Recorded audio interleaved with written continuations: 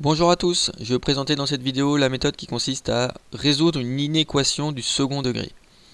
Donc pour résoudre une inéquation du second degré en fait, donc ça va être une inéquation qui va être de la forme ax carré plus bx plus c plus petit que 0, plus grand que 0, inférieur ou égal à 0 ou supérieur ou égal à 0. En fait on va être ici plutôt sur la forme développée de ma fonction polynôme du second degré.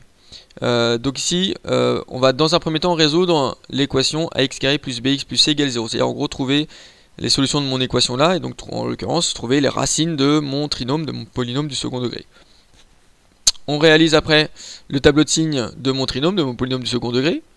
D'accord. Donc ça, on va utiliser la méthode 2, c'est-à-dire la méthode précédente, qui explique un peu plus en détail comment résoudre l'équation ax carré plus bx plus c, et surtout comment aller un peu plus loin, c'est-à-dire déterminer le signe de mon polynôme du second degré, c'est-à-dire déterminer quand est-ce qu'il est positif, quand est-ce qu'il est négatif, et quand est-ce qu'il est nul aussi, qui sera dans la première étape. Et là on va aller un petit peu plus loin parce que on va en donner les solutions de mon inéquation, c'est-à-dire déterminer les solutions quand est-ce que mon polynôme est strictement négatif, strictement positif, négatif ou nul, ou positif ou nul. Donc là j'ai repris, on va résoudre l'inéquation moins 3x carré moins 4x plus 4 plus petit que 0 inférieur ou égal à 0 et strictement plus grand que 0. Alors là j'ai repris en fait tout simplement la fonction f, l'expression de la fonction f de x ici, de la méthode précédente. Donc j'avais f de x égale moins 3x carré moins 4x plus 4 défini sur R. Et donc pour résoudre ces deux inéquations là, on va déterminer le signe de la fonction f, donc déterminer quand est-ce qu'elle est nulle, quand est-ce qu'elle est positive, quand est-ce qu'elle est négative. Donc en fait c'est ce que j'ai fait un peu plus en détail dans la vidéo précédente. On avait trouvé ce tableau de signes, c'est-à-dire qu'on avait dit que entre moins 2 et 2 tiers la fonction f était positive, pour la valeur moins 2 la valeur 2 tiers elle était nulle, et avant la valeur moins 2 et après la valeur 2 tiers elle était négative. Elle était négative à l'extérieur des racines parce que le coefficient a était négatif. Donc par déduction elle était positive à l'intérieur des racines. Donc là j'ai mon tableau de signes, c'est-à-dire que les deux premières étapes en fait, je vais utiliser directement ce que j'ai fait dans la vidéo précédente, donc on avait directement ce résultat là. Donc je vais attaquer directement finalement la troisième étape qui va aller un peu plus loin, qui va être de donner les solutions de mes deux inéquations. Alors si je regarde graphiquement, c'est le graphique que j'avais donné aussi dans la vidéo précédente, donc pour expliquer un petit peu nos résultats. Moins 2 et 2 tiers c'était mon x1, x2, c'est-à-dire que ma parabole est coupée l'axe des abscisses entre ces deux valeurs là. Entre ces deux valeurs là c'était positif parce que justement la courbe était au-dessus de l'axe des abscisses. Et avant moins 2 et après 2 tiers, donc à l'extérieur de ces deux racines ici, à l'extérieur de x1, x2, la courbe elle était bien en dessous de l'axe des abscisses, ça veut dire que ma fonction était bien négative. Mes images sont négatives, les ordonnées de mes points rouges sont négatives.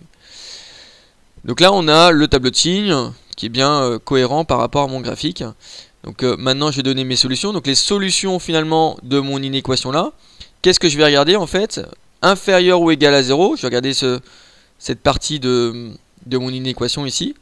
Inférieur ou égal à 0, ça veut dire quoi? Ça veut dire négatif ou nul. Donc je vais regarder dans mon tableau quand est-ce que ma fonction elle est négative ou nulle. Donc elle est négative entre moins l'infini et moins 2. D'accord. Et elle est négative entre 2 tiers et plus l'infini. Donc je vais avoir mon intervalle moins l'infini jusqu'à moins 2 et 2 tiers jusqu'à plus l'infini. Pourquoi? Parce que ma fonction f elle est négative, donc elle est bien inférieure ou égale à 0. Inférieure ou égale à 0 c'est négative. Avant moins 2 et après 2 tiers. Alors pourquoi j'ai mis les crochets, le crochet pour moins 2 ici, pourquoi je prends le moins 2, pourquoi je prends le tiers? Parce qu'elle est inférieure ou égale à 0. Donc comme c'est ou égal à 0, je prends les 0 et je prends les moins. Voilà pour ma première inéquation. Maintenant pour ma deuxième inéquation, on va regarder quand est-ce que ma fonction f elle est strictement plus grande que 0, enfin strictement supérieure à 0, c'est-à-dire strictement positive. Donc là je vais prendre que les plus. Et donc comme je prends que le plus, je prends toutes les valeurs en abscisse qui correspondent à mon plus. Mon plus il est dans l'intervalle moins 2 à 2 tiers.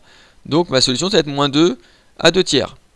Sachant que c'est strictement positif, donc je prends que le plus, je ne prends pas les zéros qui sont ici. Donc je ne prends pas les nombres qui sont associés au 0. Donc je ne prends pas le moins 2, je ne prends pas le 2 tiers parce que c'est strictement positif.